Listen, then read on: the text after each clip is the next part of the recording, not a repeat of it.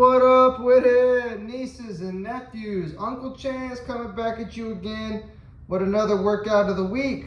Today, we will be doing some presses, some pushes, however you'd like to call that, and we will be on the floor. Hopefully not for long.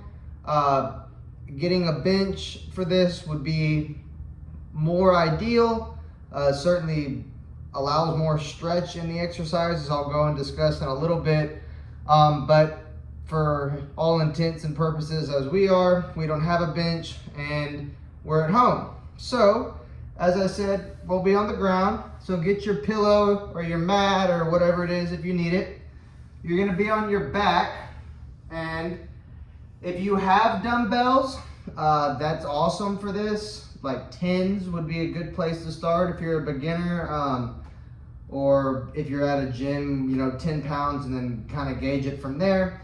And also, if you are at a gym and you've never done chest presses before, I recommend starting out on the floor. You don't need a bench to begin with, especially if you're not, too familiar with what you're doing.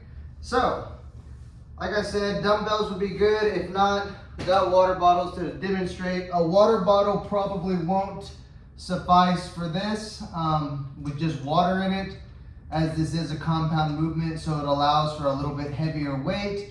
But if you're able to get two larger things that are equal in size, weight, and shape, cool. Or if you can fill bottles up with heavier things, whatever. Dumbbells are ideal though. So, as I said, on your back, I first off want to say, most importantly, almost even more so than the exercise, is to prevent injury from the exercise. So, have your dumbbells at your side. Always, always, always, elbows on the ground, curl them up whenever you get ready for the lift. Never should you ever have your weights out here and you have to bring them in or set them down by rotating your shoulder that way. Not necessary, not good for your shoulder. So, start with them at your side, or if you have them in your lap, whatever, it's best to just have them curled up already, not bring them from the outside. So curl them up, elbows, like I said, are on the floor. You want to try to squeeze the back of your shoulder blades together the best you can, as if you're trying to squeeze like a grape in between your shoulder blades. From here, you're gonna press straight into the air, and then let your elbows come back down, tap the floor, and press straight back into the air, come back down, so on and so forth. That is the movement right there. Now, and as always, whenever you set them back down, curl them back down, don't set them out that way.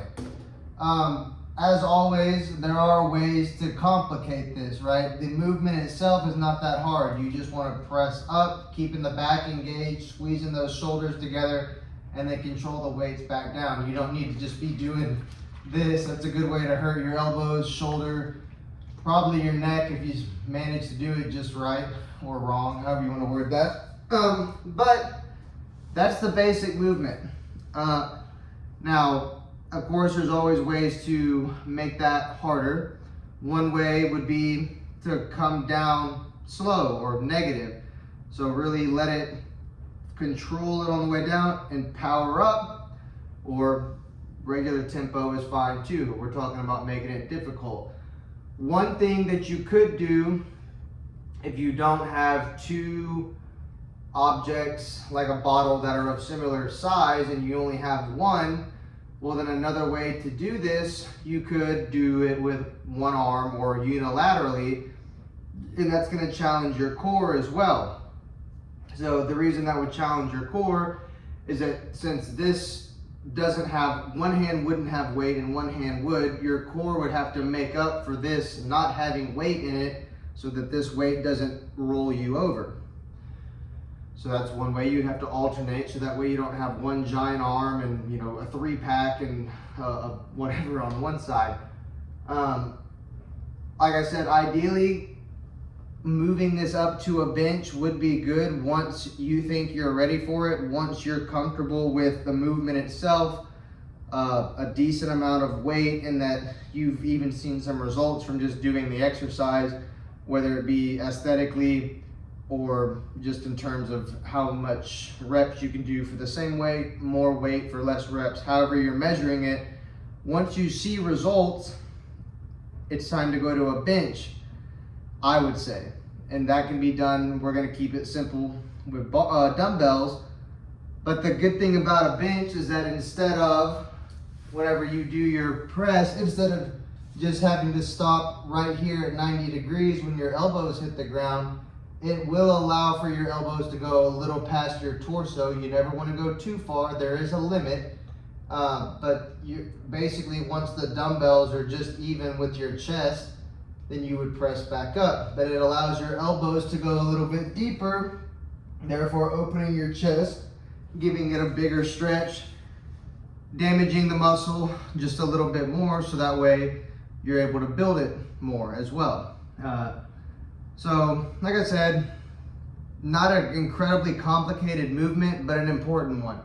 You should feel it in your chest, you should feel it in your triceps, maybe a little bit in your shoulder, as long as it's not painful. Feeling it is one thing, hurting it and feeling pain is an entirely different story, and you don't want that, which is why you should start out on the floor versus out on a bench or suspension trainers or something like that. Not that I'm dissing any of that at all by any stretch, but you got to start somewhere, and this is where you start. Yeah, other than that, it's a very good exercise to use, good to incorporate on a push day, good to incorporate on an overall like full body day if you're just trying to hit major muscle groups and not do a bunch of accessory work, and it's just good for you. So I hope this video finds you well. As always, make sure you like and comment, subscribe, share, save, tell people, send messages, leave recommendations, whatever the case. I just really hope that these videos find you well, that you're able to understand and make progress in whatever it is you're trying to do with fitness, and be happy. As always, y'all stay safe, and until next time, Uncle Chance is out of here.